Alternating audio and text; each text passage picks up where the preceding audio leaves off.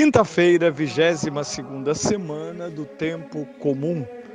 Eu sou o Padre Pedro Paulo e começamos nesse instante mais um programa, A Bíblia no Mundo de Hoje.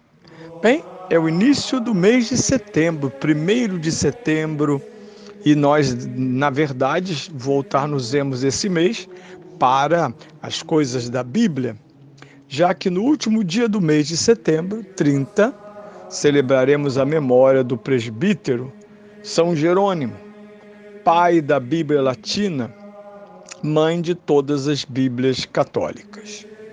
Pois bem, este mês, portanto, vai nos atrair para muitas ocasiões de estudo, de conhecimento. Este ano, pelo Brasil, o estudo vai concentrar-se no livro de Josué, o 5º livro da Bíblia. Muitas iniciativas serão tomadas nas paróquias, nas comunidades, para que possamos, como biblistas, colaborar para a formação católica do povo de Deus. Inclusive, este mês, celebro, no próximo dia 14, mais um aniversário sacerdotal. É sempre uma grande alegria. 37 anos. Não só alegria, como, sobretudo, gratidão, porque nós somos sacerdotes somente pela graça de Cristo, entendida como chamado e como sustentação.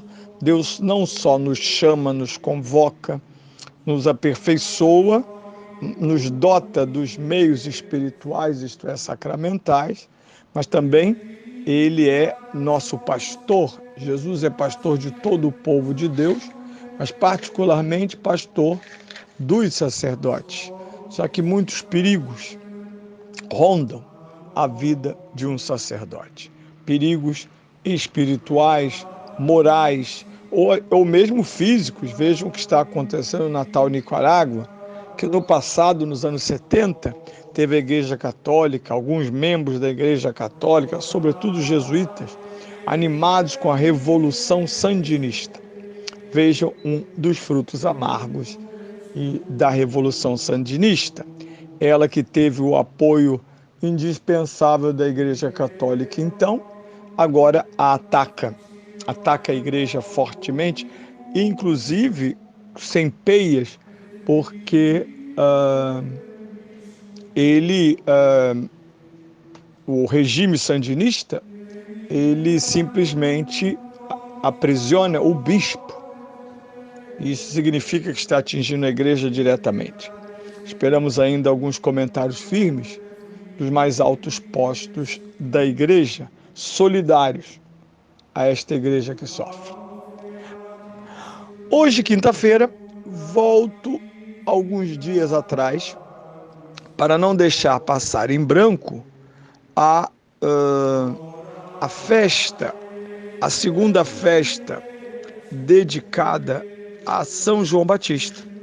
Nós o celebramos, isso é um privilégio do primo de Jesus, nós o celebramos no dia 24 de junho, seu nascimento, origem dos festejos, dos folguedos juninos, e agora no fim de agosto, 29, celebramos o martírio deste santo. Nós sabemos bem a história.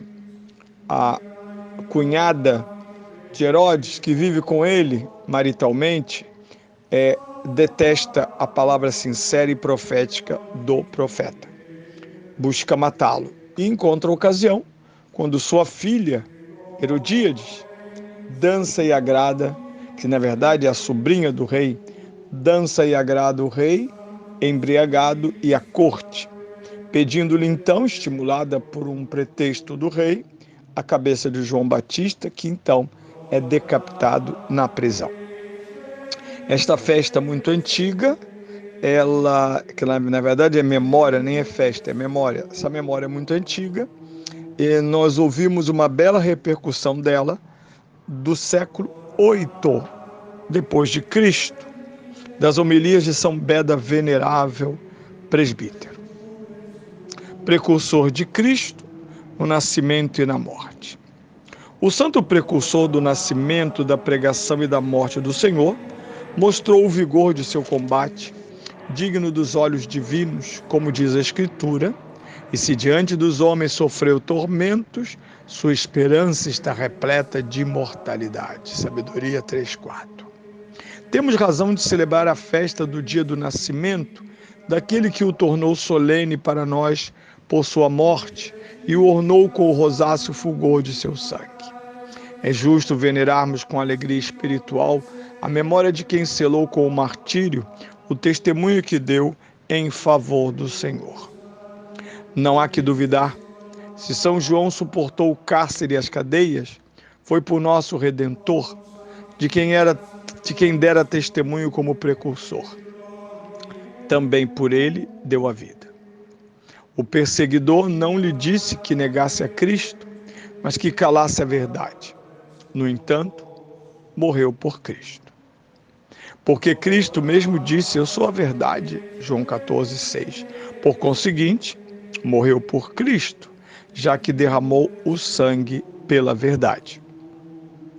Antes, quando nasceu, pregou e batizou, dava testemunho de quem iria nascer, pregar e ser batizado.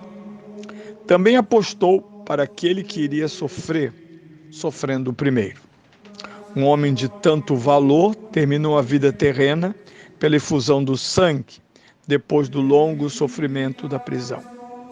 Aquele que proclamava o evangelho da liberdade e da paz celeste foi lançado por ímpios às cadeias, foi fechado na escuridão do cárcere, quem veio dar testemunho da luz, por esta mesma luz, que é Cristo, tinha merecido ser chamado de lâmpada ardente e luminosa.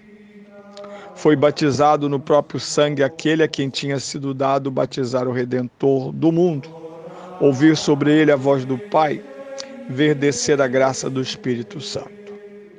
Contudo, para quem tinha conhecimento de que seria recompensado pelas alegrias perpétuas, não era insuportável sofrer tais tormentos pela verdade, mas pelo contrário, fácil e desejável.